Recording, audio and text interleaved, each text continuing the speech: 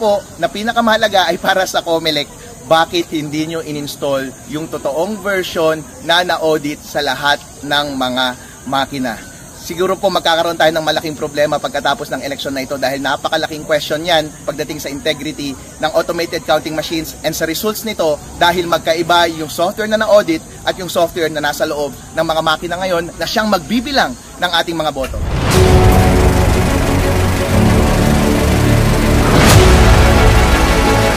Election day today dito sa Paco Grande Arena Mercedes generally went well. I'm so glad na peaceful lahat ng tao, napakasaya lahat ng mga tao, walang nangiistorbo, walang mga barangay officials na nakikialam, lahat ng tao ay orderly, even yung ating mga election board at lahat ng officials ng COMELEC at lahat ng participants ngayong election dito sa aming barangay ay generally peaceful. Pero tandaan natin, yung nandun pa rin sa resibo ay yung version 3.5 na 0438 na hash code. Tandaan po natin, hindi yan kasama doon sa na-audit ng Technical Evaluation Committee ng COMELEC. Ibig sabihin, yung mga nakatanim na source code sa lahat ng automated counting machines sa buong Pilipinas ay hindi na-audit ng Technical Evaluation Committee at hindi natin alam kung ano yung laman na iyon. Meron bang daya yung laman na iyon? Walang makakaalam.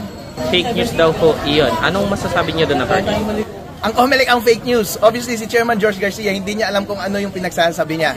Coming from a person who is consistently and frequently developing my own applications, kapag ikaw ay gagawa ng application, i-compile mo yan. Pagka-compile mo, may lalabas na file yan at yun yung i-deploy mo sa production. May lalabas na hash code. At kung merong auditing process, yun yung isasalang mo na mag-audit. At yun yung ilalagay nila sa auditing report nila na alright, itong version na ito, 3.4, ito yung maayos, ito yung hash code. Dinagay mo yung hash code para hindi mabago yung laman ng file na yun. At dapat, ang ginawa ng COMELEC, yung version 3.4 na may hash code na yun, ang linagay nila sa lahat ng makina sa buong Pilipinas. Bakit hindi yun yung sinot nila? Bakit yung in-install nila sa lahat ng automated counting machine ay yung version 3.5 na may different na hash code? Ibig sabihin, yung mga naka-install lahat sa automated counting machine sa buong Pilipinas ay hindi yun yung na-audit, hindi natin alam kung ano ang laman nun, hindi natin alam kung paano bibilangin ng makina later on pagdating ng pag-calculate ng final score sa election returns, kung paano siya magko-compute. Meron bang daya? Meron bang dagdag bawas na mangyayari? Meron bang kung ano mang algorithm na nandun para paboran yung mga pre-programmed, kung meron man doon sa software na yun, yung gusto nilang manalo, hindi natin malalaman. Kaya napakalaking question mark ito doon sa integrity mismo ng makina. Wala na lang tayong magagawa ngayon kasi napakaikli na ng panahon. Too late nang nag-upload yung COMELEC ng kanilang audit report at doon ko lang nakita and doon lang natin nakita. Over the weekend, wala tayong magagawa. Sarado yung Supreme Court. May hirapan na rin yung COMELEC na palitan lahat ng software ng automated counting machine sa buong Pilipinas. I guess kailangan nating mag-proceed sa election. Pero pagkatapos ng election na to, yung very integrity ng automated counting machines natin ay may agam-agam. Kasi nga, yung naka-install na software doon, hindi na-examine, hindi natin alam kung merong may daya doon sa loob ng makina na yon. Therefore, wala tayong tiwala doon sa makina na yon. Coming from an IT auditor, kumbaga bagsak yung ginawa ng COMELEC. Kasi kapag nagpa-audit ka ng software, ng source code, sinasabi mo dun sa auditor, ito yung software, maayos yung pagkakasulat, walang daya, i-check mo. Kapag sinabi ng auditor, okay, check, walang daya, syempre, yun dapat ang i-install mo sa makina. Bakit ka mag-i-install ng version 3.5 ng totally different na software?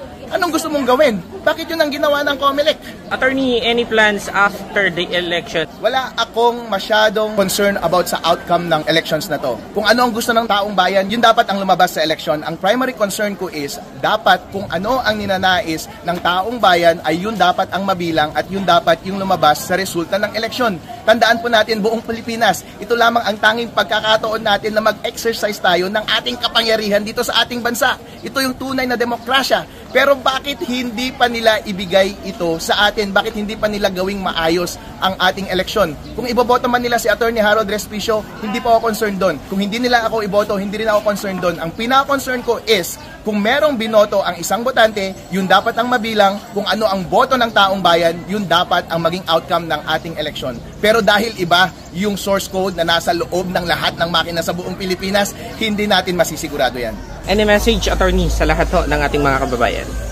Mga kababayan, ito na po ang araw na magbobotohan tayo. Kayo po ay meron ng pagkakataon ngayong araw na ito para piliin ang inyong ninanais na iboto ngayong eleksyon na ito para mamuno sa inyo sa susunod na 3 taon or para sa Senado sa susunod na 6 na taon. Maging mapayapa po tayo, maging magalang po tayo sa ating mga katunggali at mga kasama at pabayaan po natin itong proseso na ito na umandar at gumana. Ang mensahe ko lang po na pinakamahalaga ay para sa COMELEC, bakit hindi nyo in-install yung totoong version na na-audit sa lahat ng mga makina.